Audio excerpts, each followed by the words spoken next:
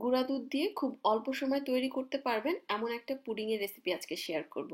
খুব ছোট ছোট অল্প কিছু টিপস ফলো করলে কিন্তু যে কারো পুডিং হবে একদম পারফেক্ট, মসৃণ এবং খেতে অনেক মজার। তেমনই একটা রেসিপি নিয়ে আজকে হাজির হয়েছি। আশা করছি রেসিপিটা ভালো লাগবে। তো চলুন শুরু করা যাক। আসসালামু আলাইকুম everyone, welcome back to my channel Mukti's cooking world. So ফার্স্টে আমি ক্যারামেল তৈরি করে নিব। এর জন্য 4 টেবিল চামচ পরিমাণ চিনির মধ্যে সামান্য একটু পানি দিয়ে চুলার জালটা ধরিয়ে আমি ক্যারামেল তৈরি করা শুরু করে দিলাম। ক্যারামেল তৈরি করার সময় অবশ্যই খেয়াল রাখবেন অতিরিক্ত হাই হিটে কখনোই ক্যারামেল তৈরি করবেন না। এতে করে চিনিটা পুড়ে ধোঁয়া ওঠা শুরু করে এবং ক্যারামেলটা তিতকো হয়ে যায়। পুডিংয়ের উপরের লুকসটাও পারফেক্ট আসে না। সো অবশ্যই চুলার হিট লো রেখে একটু সময় নিয়ে ধৈর্য ধরে ক্যারামেলটা তৈরি করতে হবে। আমার ক্যারামেল হয়ে গিয়েছে। এবার যে পাত্রে পুডিং তৈরি করব তার মধ্যে ঢেলে স্প্রেড করে এবার ক্যারামেলটাকে সেট হওয়ার জন্য একটা সাইডে রেখে দিচ্ছি। আজকের পুডিংটা আমি তৈরি করব গুঁড়া দুধ দিয়ে। তো মেজারমেন্ট কাপের এখানে 1 কাপ পরিমাণ গুঁড়া দুধ আমি একটা পাত্রের মধ্যে নিয়ে নিচ্ছি।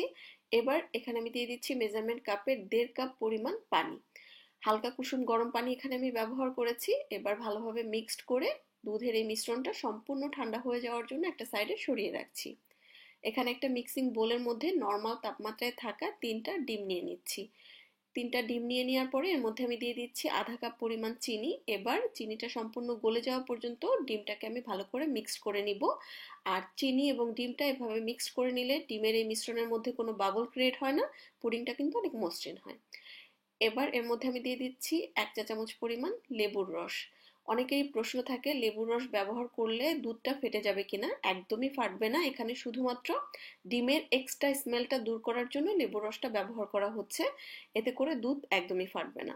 সো এবার আগে থেকে রেডি করে রাখা গুঁড়া দুধের মিশ্রণটা দিয়ে দিলাম, দিয়ে ভালোভাবে মিক্সড করে নিচ্ছি। আর দুধটা কিন্তু অবশ্যই সম্পূর্ণ ঠান্ডা করে নিতে হবে। এখন ভালোভাবে আমি একটু ছাঁকনির সাহায্যে ছেঁকে যে বাটিতে পুডিং তৈরি করব সেই বাটিতে ঢেলে দিচ্ছি। এতে করে কোনো লাম্পস থাকবে না। এখন ঢাকনা দিয়ে ঢেকে আমি পুডিংটাকে স্টিম করতে চলে যাব।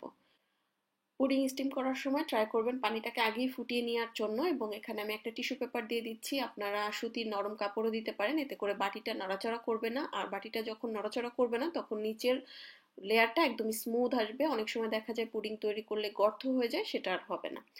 এবার মিডিয়াম লো হিটে রেখে আমি 25 মিনিটের মতো পুডিংটাকে স্টিম করে নিয়েছি। আপনারা 20-25 মিনিটের মতো স্টিম করে নিলেই হবে। খুব অতিরিক্ত সময় ধরে যদি স্টিম করেন তাহলে পুডিংয়ের মধ্যে অনেক বেশি বাবলস ক্রিয়েট হয়ে যায় এবং খেতে মজার লাগে না। সো দেখতেই পাচ্ছেন কাঠিটা একদম পরিষ্কারভাবে গেথে গেল। পুডিং সুন্দর শক্ত হয়ে গিয়েছে। এবার চুলা থেকে আমি নামিয়ে নিচ্ছি। চুলা থেকে নামিয়ে সম্পূর্ণভাবে ঠান্ডা করে পুডিংটাকে কিন্তু মোল্ড আউট করতে হবে। গরম পুডিং মোল্ড আউট করলে পুডিংটা কিন্তু ভেঙে যাবে। সো ঠান্ডা হয়ে যাওয়ার পরে আমি এই সাইডটাকে একটা নাইফের সাহায্যে ছাড়িয়ে নিয়ে এবার এটাকে মোল্ড আউট করে নিচ্ছি। সো দেখতেই পাচ্ছেন পুডিং এর কালারটা কত সুন্দর এসেছে এবং উপরটা ঠিক কতটা স্মুথ হয়েছে। হুবহু রেসিপিটা ফলো করে ট্রাই করে দেখতে পারেন। টিপসগুলো অবশ্যই ফলো করবেন, তাহলে দেখবেন পুডিং একদম এরকম পারফেক্ট স্মুথ হবে এবং দেখতেও অসাধারণ হবে। সো আশা করছি আপনাদের কাছে রেসিপি ভালো লেগেছে। তো আজকে আমি খেতে খেতে বিদায় নিচ্ছি। আপনারা যেতে যেতে অবশ্যই ভিডিওটাতে একটা লাইক করে দিবেন এবং শেয়ার করে দিবেন। আল্লাহ হাফেজ।